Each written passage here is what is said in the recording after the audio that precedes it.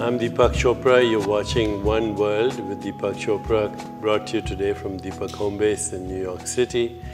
My very special guest today is Dr. Heather Berlin, and she's a cognitive neuroscientist. She's Assistant Professor of Psychiatry and Neuroscience at the Icahn School of Medicine at Mount Sinai. And she has many credentials. She's written a lot of scientific papers on neuroscience in one way or another related to consciousness and cognition.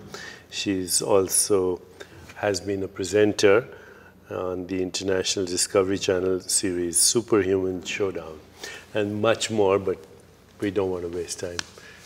We have this opportunity to talk to her, so let's get started.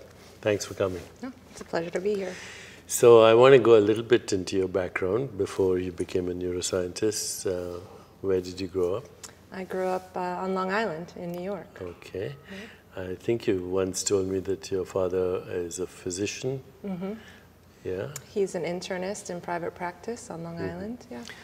And so you went to school in Long Island? Went to school in Long Island, yeah. And then college? College also on Long Island. I was at SUNY Stony Brook. I stayed local.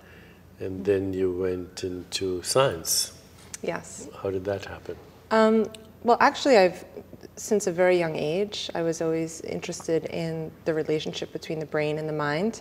And I really distinctly remember the moment when I was 5 and I couldn't sleep all night, and I realized that I was going to die one day. And I thought to myself, well, even if my body doesn't exist, can I still just think to myself? So the next morning, I asked my father, where do my thoughts come from, and can I keep them when I die? And he had a sort of medical worldview. So he said, well, they come from your brain. And I said, how? Because I want to know how to keep them when I don't have a brain anymore. And he said, well, actually, we don't know.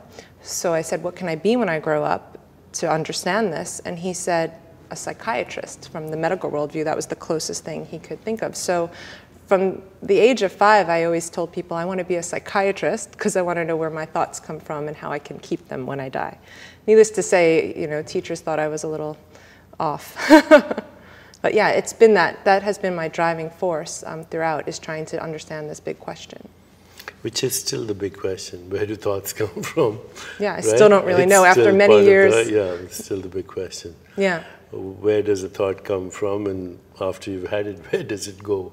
Right. I mean, I would say it's instantiated in your brain and neurons firing. We'll get to that. Okay. But it's still the big one of the big unexplained questions.